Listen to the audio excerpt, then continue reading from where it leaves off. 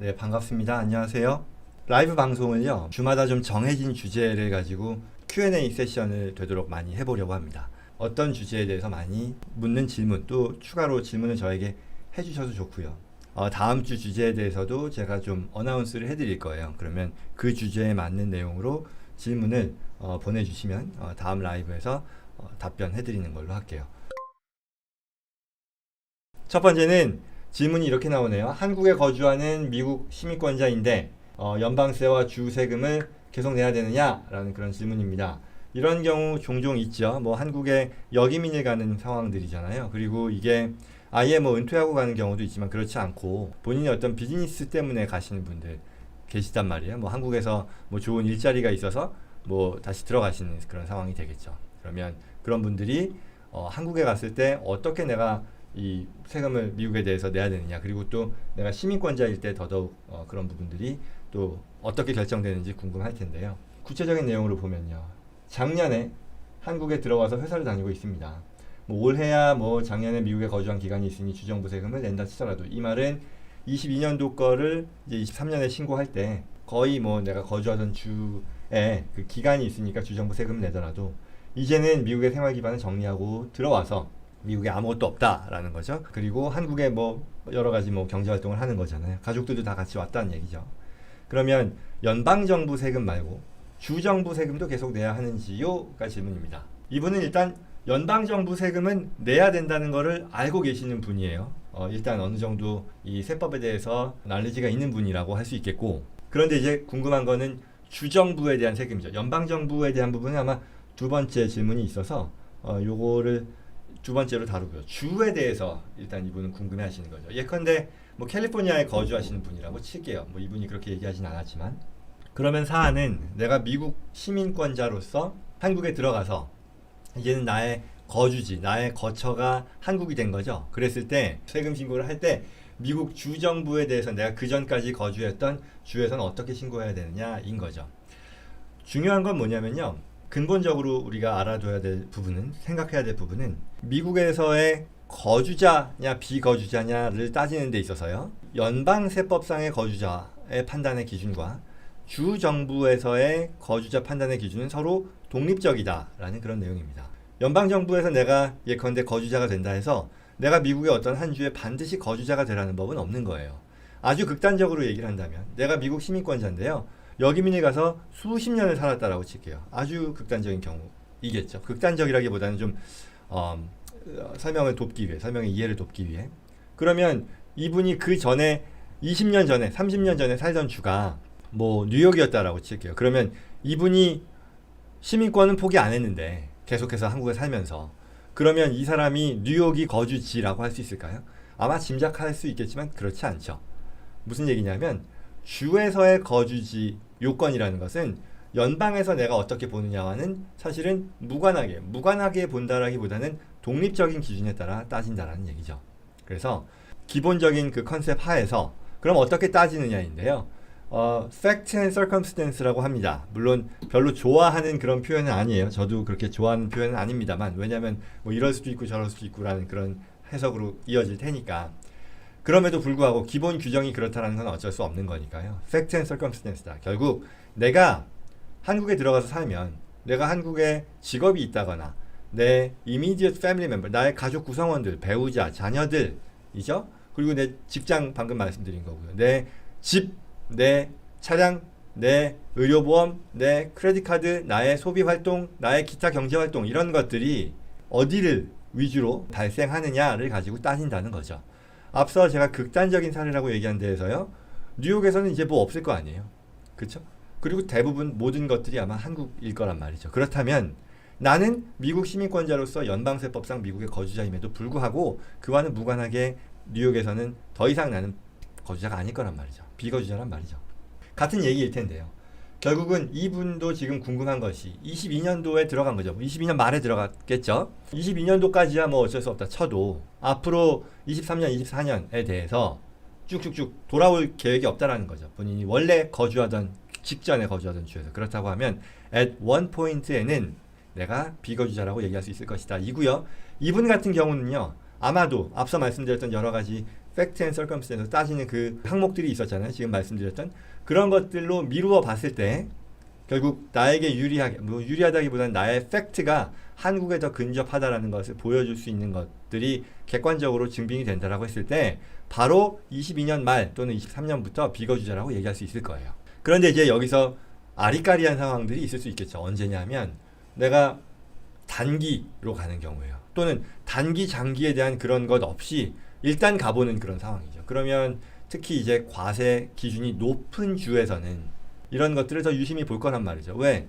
내가 만약에 그 해당 스테이트에서 과세가 되지 않는 사람이라면 그다지 뭐 주 입장에서도 아쉬울 건 없잖아요. 아쉬울 게 없다기보다는 굳이 이거를 이 사람이 정말 거주자냐 비거주자냐라는 것을 따질 필요가 없겠죠. 왜? 어차피 스테이트 그 해당 주에서는 과세가 안 될 테니까 뭐 그 사람이 거주자냐 아니냐가 그 주의 어떤 인트레스트, 이해에 영향을 미치는 건 아닐 테니까요. 반면에 뭐 캘리포니아나 뉴욕이라고 치면 납세자 입장에서도요. 나 되도록이면 캘리포니아 비거주자이고 싶고 그렇죠? 뉴욕 비거주자이고 싶을 거란 말이죠.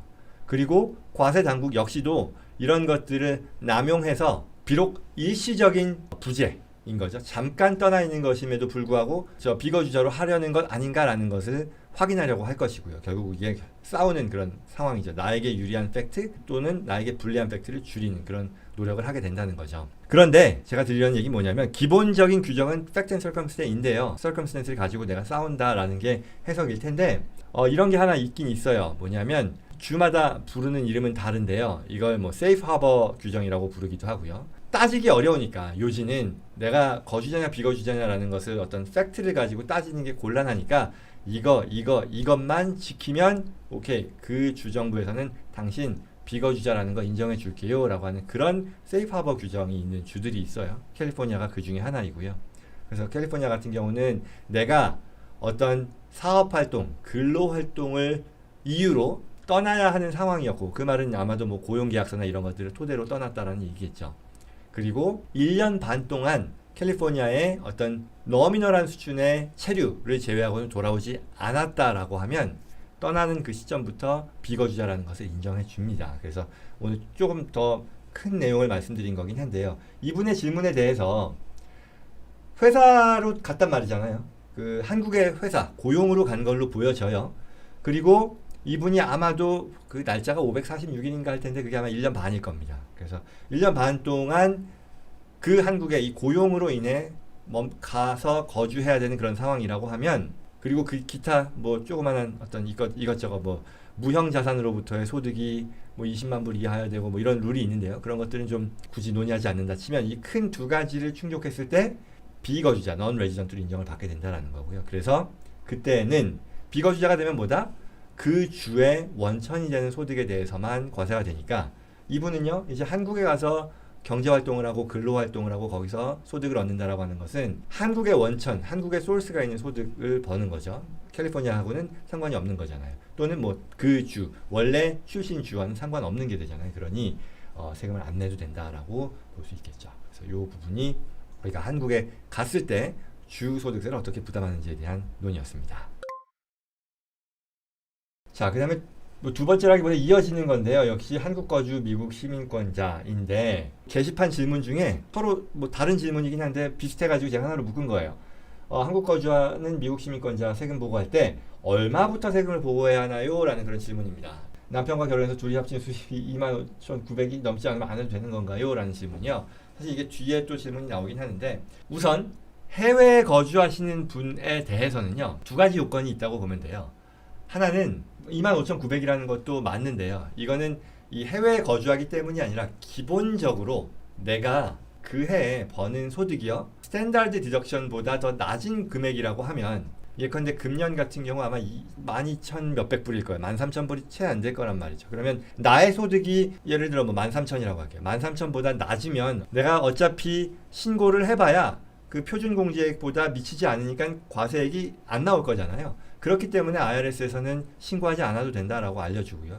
부부 공동일 경우에는 합산을 해서 25,900 아마 맞을 거예요. 그래서 이 부분을 얘기를 하신 건데요. 여기서 해외에 거주하는 사람의 경우, 해외에 장기 체류하는 사람의 경우는 또 다른 조건들이 있습니다. 뭐냐면 장기 해외 체류자들에 대해 일정 금액까지, 그게 아마 한 11만 불이 좀 넘을 걸로 아는데요. 금년에는 그 금액까지의 earned income, 그러니까 근로소득이죠. 사업소득이죠. 내가 어떤 경제활동을 통해서 뭐 투자소득, 뭐 임대소득 이런 거 말고 근로활동을 통해서 벌어들인 소득이 11만 불일 겁니다. 그 정도 돼요. 매년 인플레이션으로 바뀌는데 11만 불이라고 하죠. 이 금액까지에 대해서는 과세소득에서 빼줍니다. 그러니까 이분에 대해서 사실은 더 정확한, 좀 더 도움이 되는 답이라고 한다면, 이분이 한국에 거주해서 하는 미국 시민권자라고 하면 미국 연방세 신고를 하는 그런 시민권자 또는 세법상 거주자인데, 이분의 어떤 근로소득이요 11만 불을 넘지 않으면, 그리고 부부를 같이 고려한다고 하면 타임스 2 해서 그 금액 22만 불의 근로소득, 사업소득이 채 안 된다라고 하면 부담하는 세금은 안 나올 거예요.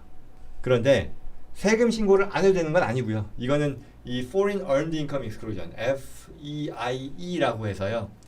우리가 해외에 장기 체류하는 사람으로서 누릴 수 있는 혜택인데요. 이걸 클레임하기 위해서는 세금 신고를 해야 되죠. 그래서 이분이 25,900이 안 되면 세금 신고도 안 해도 되는 거 맞고요. 25,900보다 넘지만 근로소득, 사업소득의 기준에서 봤을 때 앞서 말씀드린 1인당 11만 불 이하라고 하면 결과적으로 세금이 안 나올 것이다. 그러나 이 경우는 신고는 해야 된다라고 보면 되겠죠. 두 번째 질문입니다. 미국 이민을 준비하시는 분이에요. 이분은 세금 관련해서 주의사항을 물어본다. 안녕하세요. IR1 비자, 이게 아마 배우자 비자일 거예요. 시민권자와 결혼한 배우자가 영주권을 받는 거죠. 그래서 뭐 비자가 발급됐다라는 말, 그런데 아직 한 달 반 동안 서류를 준비할 예정이다. 그래서 무엇부터 해야 될지 모르겠다. 그리고 질문사항을 몇 가지 여쭙는다. 그런데 첫 번째 질문은 비자가 발급되는 순간 바로 영주권자가 되는 것이냐 라는 거고, 그러면 영주권자가 되는 순간 미국 세법을 따라야 한다는 것을 인터넷에서 봤는데, 비자 발급된 순간부터가 영주권자냐, 아니면 미국에 입국했을 때가 영주권자가 되는 거냐. 심플한 답인데요. 미국 땅을 밟을 때부터입니다. 예, 그 다음에 두 번째, 재산 반출이요. 이분이 1월 말에 비자가 이제 나왔다라는 거죠. 그리고 미국 땅을 이제 언제고 밟아요. 뭐 예를 들어 뭐 3월, 4월에 밟는다고 해요. 미국에 와요. 재산 반출에 대한 질문이죠. 팩트는 그렇고, 해외 이주 신고 이후에 한국 내 재산 반출을 할 예정입니다. 송금은 미국에 가고 나서 한국 계좌에서 미국 계좌로 송금할 예정이다 라는 얘기죠. 그러면 이분은 한국에 지금 뭐 예컨대 국민은행이라던가 뭐 이런데 자산이 있는 거예요. 그런데 아직 미국으로 송금을 안 한 거죠. 23년 1월 말 현재. 그런데 언제 미국 FBA FATCA 보고를 해야 하는가요? 재산 반출 5만 불 이상이다. 재산 반출을 5만 불 이상으로 하는 것과 FBA FATCA와 상관이 있을지는 모르겠습니다만 상관없는 거로 봐야겠죠. 질문은, 이분은 2023년도부터 뭐 2월이고 3월이고 미국에 들어가니까 그때부터 영주권자로서 미국 세법상 거주자가 된단 말이죠. 그리고 들어간 뒤에 한국에 있는 해외 금융자산을 미국으로 송금한다는 얘기죠. 그게 미국에 가서 한국 계좌에서 미국 계좌로 송금한다는 얘기니까요. 그러면 이 분이 미국 FBA FATCA 보고를 하는 것은 언제냐라고 하면 23년이죠. 23년도에 이분이 세법상 거주자가 되는 거니까 이때부터 신고의 의무가 생기는 것이고요. 따라서 24년도가 되겠죠. 23년도에 신고를 24년이 됐을 때 하니까 4월 15일 세금 신고할 때요, 같이 이 한국에 가지고 있는 그 계좌, 금융자산에 대한 신고, 보고를 해야 되겠죠. 물론 재산 반출을 뭐 다 했다, 그래서 더 이상 한국에는 금융자산이 없다라고 하면 23년이 마지막이겠죠. 뭐 처음이자 마지막.